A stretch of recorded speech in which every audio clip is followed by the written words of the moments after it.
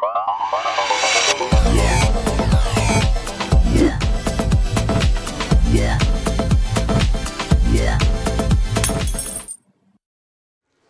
first talk will be held by Leo from waipu. He is an engineer mainly working with Golang and programming their video streaming. So now welcome him on the stage. Give him a big round of applause. See you later. Hello, hello. Oh yeah, I can hear myself. Good, great. Whew, blood is pumping, but cool. A lot of people left, so I'm a little bit less nervous now. Great. All right, so I am here to talk to you about our VPN. And who are we in this our VPN? We are Exaring. We are the company behind waipu TV, which you may have heard of. We do video streaming, live TV mostly, and VOD, and some other stuff, so other interesting stuff. And who am I? In case you're interested, I'm Leo. I am a gopher, so I program a lot of Golang.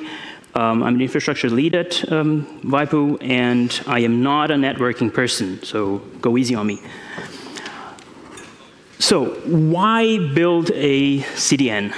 The first thing that you should ask yourself is why the hell you want to do that. And we ask ourselves the same thing. First important point is that video for us is our core business. So of course, the CDN, so how the video actually gets to the customer, is a very important thing to us, and is something that is front and center on the day-to-day work that we do. So it's obviously that it's going to get a lot of attention from the whole company. And then you ask yourself the question, you're tasked with this task of delivering video to customers. The first thing, you stand there in front of a computer and ask, okay, can I buy this maybe?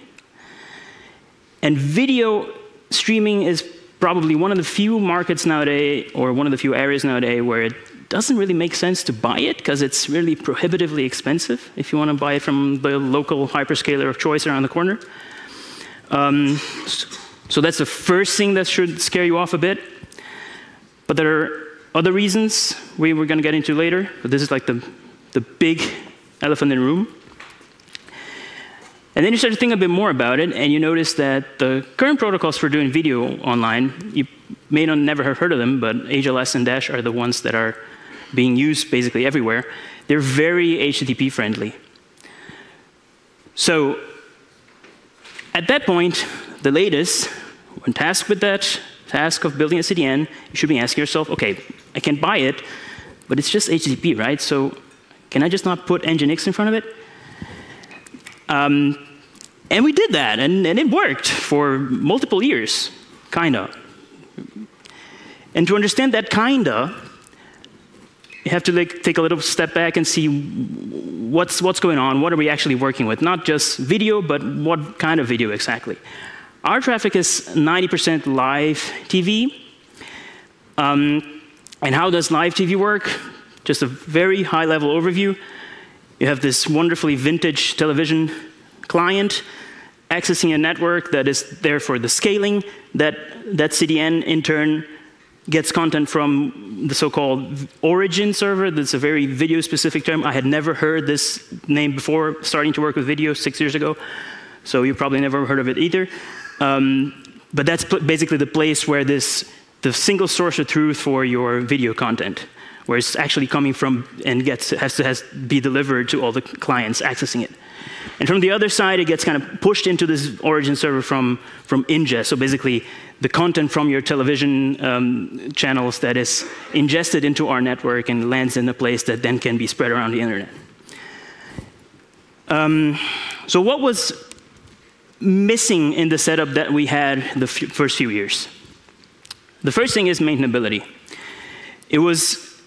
It grew fast. It grew well enough to deliver our first million of customers.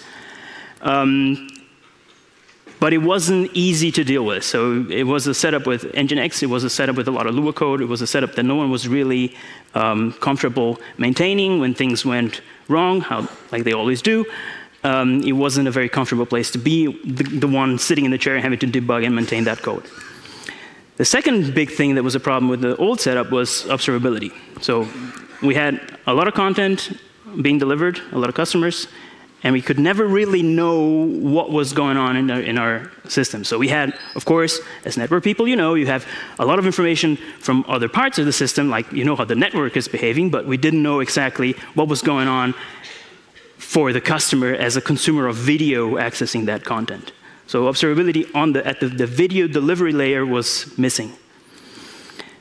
Resilience was also kind of a problem. It worked well enough again, but it was not ideal. So when things go wrong, as they always do, it wasn't very intelligent dealing with this sort of failure. So that was the point where we wanted to make things better. And then we have like the more special parts of it that deal with our scaling of the system. So our traffic is very spiky, and it's also very power law distributed. So we need some sort of intelligence to deal with that. And this is like a little bit of a graphical idea, to get a graphical idea of what I'm talking about. So we have on this left side systems that can, from one second to the other, have like really high peaks in interactivity from customers. And on the other side, we have, for instance, customers that are watching one thing, and in the next second, basically all customers migrate to a different channel because Tagesschau ended and Tatort began. So you have a very small window of time where a lot of traffic gets shifts around and changes. So the system has to be able to deal with that in an intelligent fashion. All right, so let's write a CDN. And now I present you the very first AI-generated image on this talk, a map of Germany, which is surprisingly successful for an AI-generated map. Don't ask me what the lines are about. I have no idea. So yeah. That's the context. What we had is some POPs around Germany. We decided to build it with Go. Again, I'm a gopher, so it's easy for me to say that I decided to build it with Go. You maybe would have come to other conclusions depending on what your team setup is. For us, it felt like the right tool for the job. So you have these POPs spread around Germany. We have to deal with around 6 terabits per second of peak traffic. And we wanted to have, like, this is the baseline that we had to match. We wanted to have like 50 milliseconds RTT to 90% of our customers. You may ask why 90% is kind of a weird low number, but you have to think that a lot of our customers, or a significant portion of our customers, is coming in through mobile networks and stuff. So that's a part of our customers that we kind of know that we don't have to target them specifically. They have other expectations of latency, delay, and whatever. So they're treated slightly different. So that's why the number is relatively low for the 90%. And on top of that, there's like a control plane that lives on our hyperscaler of choice, that lives around this CDN that's not running on the POPs, on the points of presence. So what do we have? Again, slight overview of how streaming works for those of you that have never taken a closer look into it. This is basically what a video stream looks like. It's that ingest thingy, the little satellite dish, is pushing content into a system that builds these video segments. So these are the files that are being downloaded via HTTP. Relatively simple. You have a live edge, so basically the latest segment that has been created up to the point, to any specific point in time, and a little bit behind that, you have the actual playhead, so where the player is actually playing content, and the segments in between that is like the buffer that you have locally, right? And this is a single channel. So if you have people watching Tatort, they're all watching this same stream of segments, right? The content is the same, so everybody's accessing the same stream of segments. Most clients, most people are, in our case at least, living there in the live edge. So they're very close to it. They're watching live television. There's like this little wave breaking on our CDN. It's like people accessing the live content. There's a low, it implies a sort of a low cache lifetime, right? If people are watching the live content, you can expect that an old segment is not as important for you or for your network as the one that has just been created. This is like the hotspot of your network. This also means that you should probably try to put, or we decided to put this on memory because it has a big churn. it doesn't make sense to put it on disk if a couple of seconds later it's going to be irrelevant anyway, or have a lower relevance. So we try to put it on memory. But that implies, in turn, that we can't just, naively put all the content into all the nodes and just spread things around and go, okay, just shoot 200 Nginx's in front of it and let's be happy about it. It doesn't quite work. So the first thing that we have to start thinking about when building a CDN is how do we deal with the individual nodes. This is a schematic of how you should think of the distributing content into nodes. What are the constraints that we have? We have bandwidth, so each node has a certain fixed bandwidth. In our case, we're dealing, right now, the current generation is 100 gigs NICs. They could go faster, but dealing with blast radius, so that's the sweet spot that we are right now. This is like the horizontal scaling of the node, so how many nodes do you need for a channel? Like the example of Tagesschau or Tatort for the German community here, a lot of people watch that, so you obviously need to put that on more nodes. You need to scale that around a bit. That's the one constraint you have. The other constraint is memory. So you can't just put, as we had in the slide before, everything on the same node, so you had to decide which content goes into which node. For those of you that remember university courses, this is kind of a bin packing problem or a linear optimization problem that you have to deal with here. And then there's the third constraint is that you have to decide how to scale this thing, how to spread the content around, and you have to avoid the two constraints before, and also avoid that all your traffic or a significant part of your traffic is on a single node, so that if that one node goes down, 50% of your customers are sad. Right? So this is what we have to, the constraints that we have in this space. And this picture represents a bit of a pathological cases, right? You have, like for instance, the one node on the left, you see that IRD needs more traffic than a single node, so you have to spread it around two nodes. But the node on the left is underutilized when you're thinking about the cache, right? So this is a not ideal scenario. The one on the right, on the other hand, you have channels that are not filling up the bandwidth, but are filling up the cache, and you also have like a channel that is barely watched there, but is still taking up cache, right? And this is an important realization because as soon as you have one customer accessing a stream on a specific node, you're using up cache and you're potentially evicting content out of that node and causing issues for other customers also on that node. So just to visualize kind of the problem space here on the node level. But okay, with this kind of setup, you kind of solve the problem of, okay, how to distribute content on this network. Then you have to decide how to scale it on the next level. So what is, the next level is external traffic.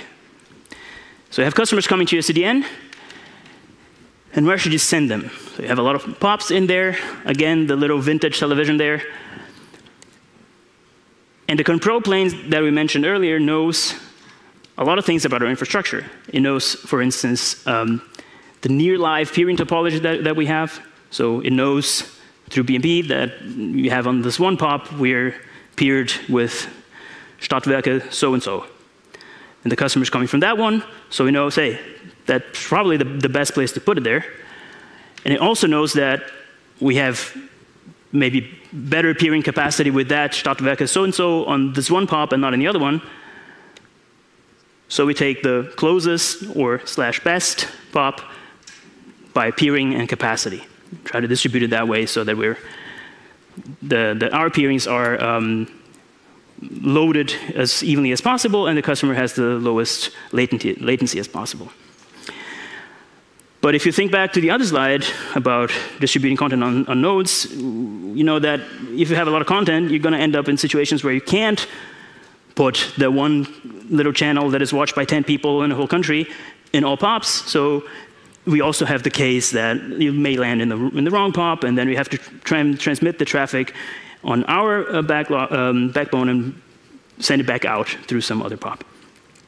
It's not ideal, but it's our choice to do it this way because we can have a little bit more eyes on what's going on and have a little bit more control over the path that our traffic takes until it reaches the end customer, right? So if it just sent it to some overflow, it would potentially have a longer path that we don't know. We have no way of knowing what's going on over there, so we decided to pass it over our network. Okay, so now we kind of solved the issue of incoming traffic, and we also have the issue of internal traffic. This little thing describes the issue that the ingest pops, so the little antenna sign we saw at the beginning, where the actual content gets delivered into our system, it is separate from the CDN pops, because you have different constraints, right? So the CDN pops need to be close to the ISPs, the ingest needs to be closer to the content providers, which doesn't always overlap, and it's easier to keep them separated, and a lot of reasons for that, practical reasons for that. But you end up with the problem that, okay, then you have to internally get all the content from a single place. When you scale your traffic, that means that you get more nodes, and if you don't think about it, again, if you just willy-nilly put Nginx boxes in front of it, you end up hammering your origin systems behind that, and those systems, and you also increase the cross pop traffic, and those systems aren't as easy to scale. They're not as easy to scale horizontally as a CDN is. So you have to find a way to scale the upper part without significantly impacting the lower one. And what we did is a multi-layer caching hierarchy in this CDN stack that deals with this, exactly with this question, right? So you see this is in this little schematic that a customer watching IAD in one node is actually getting it from a different node on the same POP or a different POP, but trying to save the parts of the system that are not as easy to scale from getting that load. All right, cool. So we scaled the node, we scaled external traffic, we scaled the internal traffic, or at least we hope we did. So will it blend? To answer that, we have to verify what we did. And to verify what we did, how can we know if it's actually working? We go back to our favorite monitoring tool of choice, Prometheus. I hope you guys use it as well. There was a lot of state that was difficult to see before that suddenly pops up and is visible. Because now it's super easy for us to add more metrics and to get at every step of the way specifically targeted into video streaming. We can know, okay, this is the content that we're interested in. For instance, where are our customers in this time stream of live linear content? And this just mirrors or confirms what I talked about before, that a lot of our customers is at the live edge. And we have a long tail of people watching stuff that is older, but a lot of it is just the live edge. Most people just like to zap around and stay on the live edge. But this is super cool, but it's kind of basic, right? It's Prometheus. We love it, but it's basic. Now I have to do a little digression, and I hope I'm good on time. Yeah, I can good on time. And I have to talk about CMCD, our Lord and Savior CMCD. I don't think anyone heard about this before. You can try to show of hands. Did anyone heard about CMCD before? Yes, one hand, my boss. Great. This is a standard for player state reporting. So basically, this is telemetry standard for video, specifically for video, so for media content. The name is absurd, but anyway. And this is for stuff like, this is for the player to report to the CDN. This is the quality that I want to play. Like, this is surprisingly difficult information to know about or to derive just from CDN traffic, because you don't know what the player, like you don't know if the player has a small screen, right? You know that you have super high quality content, and you know that the player may be accessing lower quality content, but you don't know if he wanted to do that. So with CMCD, you suddenly know this sort of thing. Or I just had a stream stall. You can try to derive that from bare CDN logs, but you're only seeing one side of the story. And with CMCD, the client is telling you, hey, I just had one, right? So I had to pause for 2 seconds or whatever. or I needed X seconds to even start playing, right? This is super important information for us. If you're doing live TV, you know the drill. Like you're zapping around, and you don't want to like spend 5 seconds just looking at a circle until your TV starts to show something, right? And this is also super easy because it's piggybacked on HTTP. This is also a very simple schematic thing because the actual requests are like super long and super cryptic names. But the basic is just like when the client requests something, it just sends on the query string or in a HTTP header information that it has. And there's a lot of, on the version 1 of this standard, there's a lot of information that it can send. For instance, on this case, MSD is a real parameter that gets sent, is the last question there. So how many seconds did I need to actually start playing the content? Super simple, super effective. And there's a typo there because actually it should be segment 2, not segment 1. My mistake. But yeah, but as it's super simple, it also has a few blind spots, right? Like if a client just dies suddenly, you're not going to get the last request, so you may have like some tail end of information missing. There's some corner cases where you get not a perfect picture, but it's a definite improvement on just getting CDN logs. And also, super magic, you can do custom telemetry on this. It's kind of obvious that you can do this, just sending some arbitrary stuff with their requests, but it's important for us because it means that players, so the people that are writing actual video player code, they have a standard upon which they can work on, and it starts from the get-go that they think about this sort of problems, like what sort of custom telemetry the users of my player want to implement. And for us, it's stuff like Wi-Fi signal info or CPU info. And this gives us a lot more than just network monitoring. It gives us information, for instance, an ISP may be having issues, right? So you have rebufferings by ASN. Rebuffering is like the little stall that you get on your video player, right? If you sit a little circle of doom, you have a rebuffer event, and that's what we can now see aggregated over all ASNs that we peer with. Or the one that I also talked about before, how many seconds did it start between clicking the button on my remote and actually seeing video, which is a pretty good thing over here. Looks half a second to a second. Or also interesting, the Wi-Fi signal strength on our clients. But this is all aggregated, right? This is very aggregated information. So it helps a lot, but it's still not ideal. So how can you go further? Enter ClickHouse. You can go with any tool of your choice. I just mentioned ClickHouse because I happen to be very satisfied with it, so I'm doing a little bit of free advertisement for them. There are other tools that do the job, but this is the one that we went with. So what do we actually do with it? This is a database. This is a column-based database used often for timeline databases. There's a better name for it. It escapes me now. And what we do with it is we collect telemetry on all and every single request that lands on our CDN, and we send it to ClickHouse. That's a lot of information. For instance, for every single HTTP request, we gather TCP level information, and we have like RTT information for every single request. And what you see here is a whole stream. Someone actually watching television, you can accompany them through their voyage, watching this stream and seeing how the RTT behaves along this stream. So this is drilling down pretty nicely.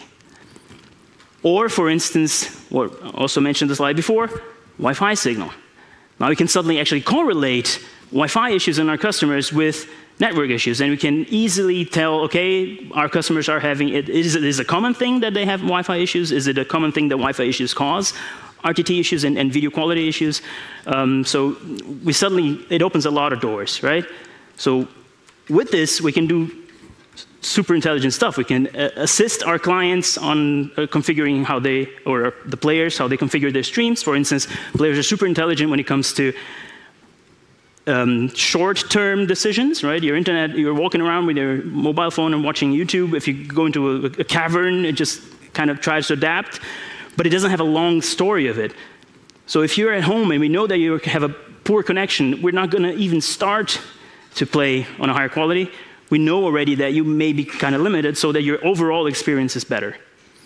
So we do also quality of experience-based monitoring.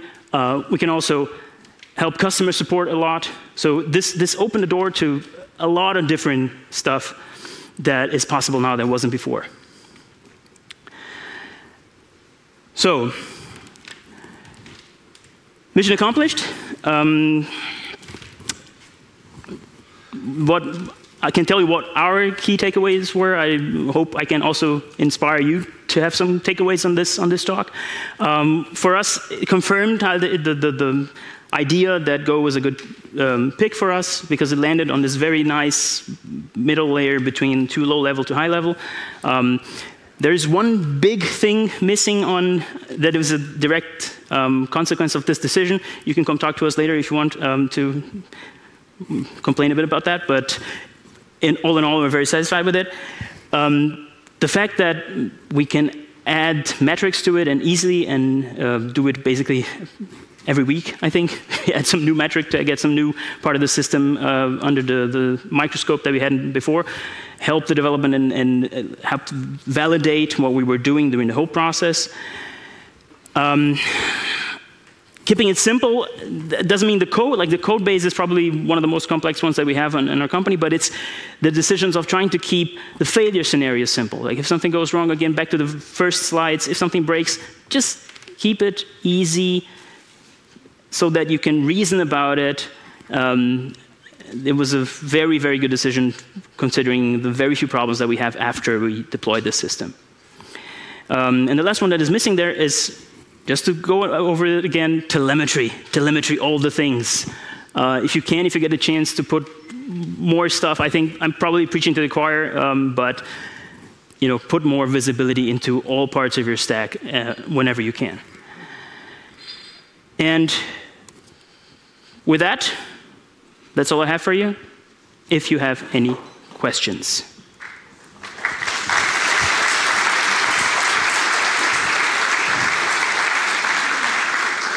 Thank you, Leo, for your presentations. We've got 2 minutes for questions. Are there any questions in the room, or do we have questions from the internet? Patrick was not kidding. I only see light. Nope. I don't see Great. it. So, thank you. So, oh, there's one. One question? Okay. Oh, yeah.